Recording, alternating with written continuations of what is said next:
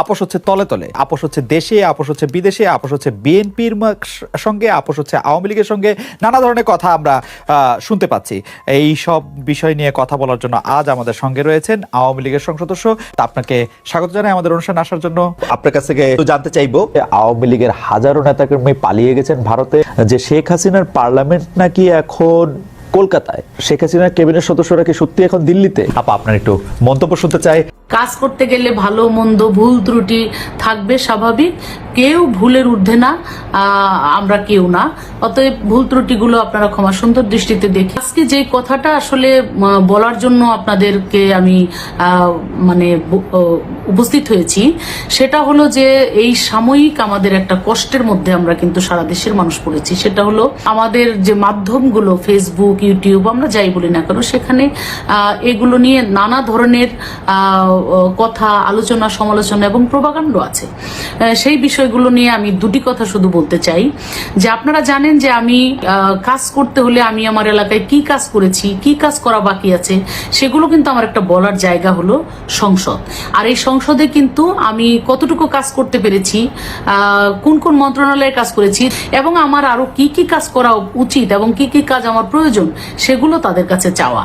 তো এই সুবাদেই কিন্তু আমি সংসদে অনেক বক্তব্য দিয়েছি। তার দুই একটি কথা ধরেই অনেকেই এটা সমালোচনার ঝড় তুলেছেন এই কষ্টের মধ্য দিয়ে। আপনারা জানেন যে সারা বিশ্বের যে অবস্থা, এই যে ইউক্রেন এবং রাশিয়ার যে যুদ্ধটা, এটা আমাদেরকে অনেক ধরনের ক্ষতির মধ্যে, সমস্যার মধ্যে আমাদেরকে ফেলেছে। তো আমি আপনাদের কাছে বিনয়ের সাথে বলবো যে সেটা যাতে আমরা ধৈর্যের সাথে মোকাবেলা করতে পারি।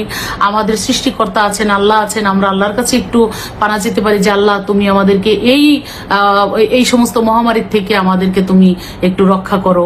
আমরা সেটা ধৈর্যের সাথে আমাদের মোকাবেলা করতে হবে। এবং হ্যাঁ, এখন আমি কেন বলেছিলাম সংসদে, আমরা কিন্তু আপনারা জানেন, এটা তো মিথ্যা কথা নয়, যে বিদ্যুৎ যে হারে সরকার উৎপাদন করে ঘরে ঘরে যেভাবে বিদ্যুতের লাইন দিয়েছে, এটা কিন্তু সত্যিকার অর্থে এটা প্রশংসা কুড়িয়েছেন সরকার। এবং সেই প্রশংসাই আমি করেছি যে আমার নির্বাচনী এলাকায় আগে 30% মানুষের ঘরে বিদ্যুৎ ছিল। আমি এখানে দায়িত্ব নেওয়ার পরে 100% মানুষের ঘরে বিদ্যুৎ দিয়েছি। এক সময় এলাকায় গেলে গ্রামের একটা মা বোনও এসে আমাকে বলতো যে আপা, কিছু চাই না, আমাদেরকে বিদ্যুতের লাইন দেন, আমাদেরকে মিটার দেন, আমরা মিটারের অভাবে বিদ্যুতের চালু করতে পারছি না।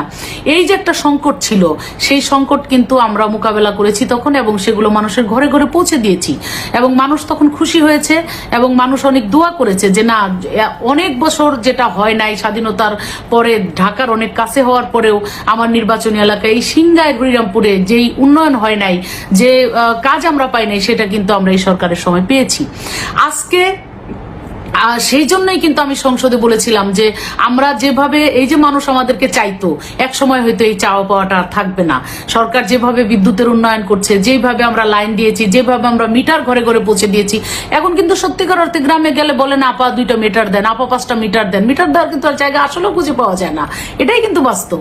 আর সেই কথাটাই কিন্তু সংসদে বলা হয়েছিল, কিন্তু সেটাকে ভুল ব্যাখ্যা দিয়ে, ভুল ভাবে উপস্থাপন করে অনেকেই, অসাধু কিছু লোকজন, তারা খামাখাই বাজে কথা ফেসবুক, ইউটিউবে বলার চেষ্টা করছেন। আমি তাদের বিনীতভাবে বলবো যে আপনারা জ্ঞানী মানুষ, আপনারা যারা এই ধরনের ভুল ব্যাখ্যা দেন এবং বাজেভাবে এগুলাকে উত্থাপন করেন, আমি তাদেরকে বিনীতভাবে বলবো যে দেখেন, আমার কথার সত্যতা আছে, আমি সঠিক সময়ে সঠিক কথাই বলেছিলাম।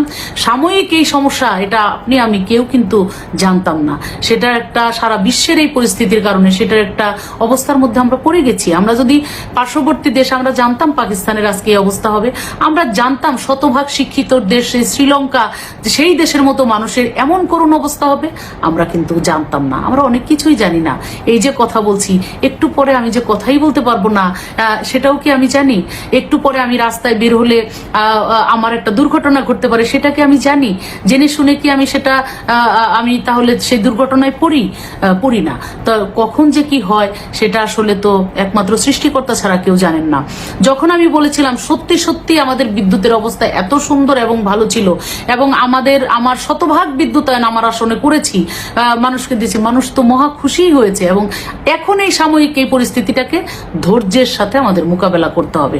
সেই জন্য আমাদের সকলেরই ধৈর্য ধারণ করতে হবে, সকলেরই চেষ্টা করতে হবে, সরকারকে সহযোগিতা করতে হবে। আমাদের বিদ্যুতের খরচ কিভাবে কমানো যায়, কিভাবে এগুলাকে মোকাবেলা করা যায়, আমাদের সকলের সেটা উদ্যোগ নিতে হবে।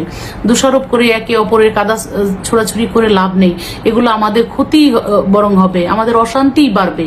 আজকে দেখেন কেউ কেউ দেখা যায় যে ফেসবুকে আমি হঠাৎ করে ঢুকে দেখি একজন বলছে মমতাজের বাড়ি ঘেরাও করা হয়েছে, কেন? বিদ্যুৎ পাওয়া যাচ্ছে না তাই। বলেন, এই যে প্রভাকাণ্ড, এই যে মিথ্যাচার, এগুলো আপনাদের বিবেকে কি একটু ওনারা দিবে না যে শুধু শুধু একটা মানুষের বিরুদ্ধে এইভাবে মিথ্যাচার আমরা কেন করছি? তো আমি আপনাদেরকে মনে করি যে আপনারা জ্ঞানী মানুষ, এই দেশের মানে অনেক বুদ্ধি আপনারা রাখেন। শুধু শুধু মানুষকে মানে হয়রানিমূলক কথা বলা, ছোট করা, মানুষকে মিথ্যা মানে কথা বলে তাকে হেনস্থা করা, এটা কিন্তু আসলে কোনো বিবেকবান মানুষের দিতে পড়ে না। সেই জায়গা থেকে আপনাদের কাছে আমি বিনীতভাবে অনুরোধ করব, এই ধরনের প্রভাকাণ্ড থেকে আপনারা একটু মানে সরে থাকবেন, এবং আপনারা এই মিথ্যার আশ্রয় প্রশ্রয় কেউ দিবেন না, এবং আপনারা আমাদের সাথে থাকুন, ধৈর্য ধরুন। আল্লাহ যেন আমাদের এখান থেকে মানে খুব তাড়াতাড়ি আমাদেরকে এই কষ্টের থেকে আল্লাহ যেন আমাদেরকে মুক্ত করেন। আমি একটু ব্যারিস্টার রুমিন ফারহানার কাছে যেতে চাই। ব্যারিস্টার রুমিন ফারহানা, আপনি যা বললো সেটা নিয়ে আপনার প্রতিক্রিয়া জানাতে পারেন। এই যে একটা পুরো সিস্টেমকে শেষ করে দেয়া, ধ্বংস করে দেওয়া, এমনকি অ্যামিকাস কিউরি যারা ছিলেন তারাও কিন্তু সকলেই, একজন বোধহয় বাদ, তারা প্রত্যেকেই তত্ত্বাবধায়ক সরকারের পক্ষে কথা বলেছেন, এবং যেই বিশিষ্টজনদের মতামত নেওয়া হয়েছে প্রায় 100 খানেক, তারাও মোটামুটি সবাই তত্ত্বাবধায়ক না না ঠিক আছে, আপনার এই বক্তব্যের সাথে কোনো দ্বিমত নাই, কিন্তু যেটি আসলে প্রফেসর হাবিব মিল্লাত যে প্রসঙ্গটি তুলেছিলেন যে আসলে তত্ত্বাবধায়ক সরকার ব্যবস্থাকে নিয়ে যে এই বিতর্ক, এই মতামত জাস্টিস কে এম হাসান থেকে তার শুরু, বিচারকদের বয়স বাড়ানো নিয়ে ব্যারিস্টার মওদুদ আহমেদ তার বীজ বপন করেছিলেন, সেটি জনাব ইয়াজউদ্দিন আহমেদকে তত্ত্বাবধায়ক সরকারের প্রধান উপদেষ্টা করে তার পরিণতি দিয়েছিল বিএনপি সরকার। এর দায় বিএনপি কিভাবে এড়াবে? মানে এটা তো আসলে বিএনপি, এটার মূল্য বিএনপি চুকিয়েছে। আমি যদি তর্কের খাতিরে দায় ধরে নেই, সেই দায়ের মূল্য বিএনপি চুকিয়েছে। 15 বছর ধরে আজকে বিএনপি ক্ষমতার বাইরে, আর 2 বছর ধরলে 111 17 বছর। 1 2 হলো আপনার মাথা ব্যথা, প্রতি সন্ধ্যায় আপনার মাথা ব্যথা হয়, আপনি কি সমাধান হিসেবে মাথাটা কেটে ফেলে দেবেন? না আপনি ডাক্তারের কাছে গিয়ে চিকিৎসা করবেন, মেরামত করবেন, ওষুধ খাবেন, বা কোনো প্রসিডিওরের দরকার হলে সেই প্রসিডিওরটা করবেন। আপনি নিশ্চয়ই পরেরটা করবেন, তাই না? সেখানে আমি প্রশ্নটি করেছিলাম যে বিএনপি সেখানেই প্রশ্ন করেছিলাম যে বিএনপি সে সময় সংসদে ছিল, তারা কোনো বিল এনেছিল কিনা, এই সংশোধনীর পক্ষে কোনো প্রস্তাব দিয়েছিল কিনা, এটি নিয়ে আসলে তারা কোনো কথা বলেছিল কিনা সংসদে? আমার মনে পড়ে না, আমি আসলে সংসদে ছিলাম। জি, আমি তো অল্প কয়েকদিন সংসদে ছিলাম, আমরা ছিলাম 7 জন, বিএনপি তখন ছিল 30 জন। এই হলো পার্থক্য। হ্যাঁ, কিন্তু সংসদে আমরা মানে 2 টার্মেই ছিলাম আর কি। তো দেখেছি সংসদে বিরোধী দলের পক্ষ থেকে কোনো বিল আনা, কোনো প্রস্তাব আনা, এটা মানে নেক্সট টু ইম্পসিবল। 1 2 হলো আমরা যেহেতু ব্রুট মেজরিটির সংসদ, তারা যা চাইবে তাই হবে। এখানে বিরোধী দল যদি 149টা আসনও থাকে, 149 কোনো লাভ নাই। 70 ধারা আমার মনে 151টা আসন যাদের, তারাই এটা জিতবে। আমার মনে হয় আপনার বক্তব্য পরিষ্কার, আমার বক্তব্য পরিষ্কার। আপনি যদি বেগম খালেদা জিয়া প্রসঙ্গে আসেন, জি জি আসতেছি খালেদ, তার আগে একটা কথা একটু বলতেই হয় যে বাংলাদেশে নির্বাচন না থাকার যে অবশ্যম্ভাবী পরিণতি হয়েছে, সেটা হচ্ছে আমরা না এখন প্রজার মতন হয়ে গেছি। প্রধানমন্ত্রী ফর এক্সাম্পল আজকেই একটা সংবাদ সম্মেলন করেছে। প্রধানমন্ত্রীর সংবাদ সম্মেলন আমরা দেখি মূলত প্রশ্নকর্তাদের প্রশ্ন থেকে মজা নেওয়ার জন্য। তো সেখানে বসে শুনছিলাম, প্রধানমন্ত্রী বলছেন, আমি আমার বিদ্যুৎ মন্ত্রীকে অলরেডি বলেছি, অতীতেও এই কথা তিনি বলেছেন, একটু করে বিদ্যুৎ প্রতিদিন বন্ধ করে দিবা, লোডশেডিং করে দিবা, তাহলে মানুষের মনে পড়বে। এর আগে তিনি মিডিয়ার ব্যাপারে বলেছিলেন, যেমন দিয়েছি তেমন ফেরতও নিতে পারি। একইভাবে বেগম খালেদা জিয়া প্রসঙ্গে যুক্তরাজ্যে বসে তিনি যে ভাষায় কথা বলেছেন, সেটা কোনো রাজনৈতিক শিষ্টাচার তো দূরেই, কোনো মোটামুটি মানে আমি কি বলবো যে আমি I don't know what to say, মানে আমি আপনার এই স্পিরিটের সাথে সম্পূর্ণ একমত। আমি শুধু ছোট করে জানতে যেতে পারি যে ব্যারিস্টার ফারহানা, 15 আগস্টকে একটি উৎসবের দিন হিসাবে কেক কেটে পালন করাটা সম্পর্কে বিএনপির আসলে দলীয় অবস্থানটা কি? এবং যেই জন্মদিনটা আসলে এবং 15ই অগস্ট কারো জন্মদিন হতেই পারে না, তাই সেটা তার জন্মদিন না, সেটা তার জন্মদিন না, সেটা 94 সালের পর থেকে শুরু হয়েছে। না না, সেটা আপনার বিএনপিকে এখনো বলে যে বেগম জিয়ার জন্মদিন 15 আগস্ট। আমরা তো 15ই অগস্ট পালন করা হয়েছে, সেটা ডেফিনেটলি এটা তার জন্মদিন বলেই পালন করা হয়েছে। সরকার এখন তো নানান কথা বলছে, নানান রকম অদ্ভুত কথা বলছে।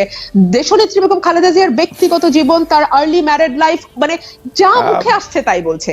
আমি ওনার মুক্তির ব্যাপারে যেটা আপনি বলছিলেন বা বিদেশি চিকিৎসার ব্যাপারে আপনি যেটা বলছিলেন, আমরা এতদিন ধরে শুনে এসেছি। আমি যদি একটু আগে থেকে শুরু করি, আমাকে একটু সময় দেবেন খালেদ প্লিজ। আমি যদি একটু আগে থেকে শুরু করি, প্রথমে বেগম জিয়া বলেছিলেন তিনি তার পছন্দের হাসপাতালে চিকিৎসা নিতে চান, তাকে সেটা না দিয়ে জোর করে বিএসএমএমইউ তে নেওয়া হয়েছে, বলা হয়েছে এরকম কোনো প্রভিশন আইনে নাই। করোনা আসলো, প্রভিশন হলো, ঠিকই তিনি তার এভার কেয়ার পছন্দের হাসপাতালে চিকিৎসা নিতে পারলেন। এই যে শুরু হলো, তারপর থেকে আমরা দেখলাম যে সরকার শুরুতে একরকম বলে, পরে সেটা তারা চেঞ্জ করে। শুরুতে আমাদের আইনমন্ত্রী বললেন 401-এ কোনো মানে প্রভিশন নাই তাকে বিদেশে চিকিৎসা করতে দেওয়ার, যদি যেতে হয় তাকে আবার জেলে যেতে হবে, জেলে গিয়ে আবার সরকারের কাছে আবেদন করতে হবে, নতুন করে সরকারের কাছে আবেদন করতে হবে।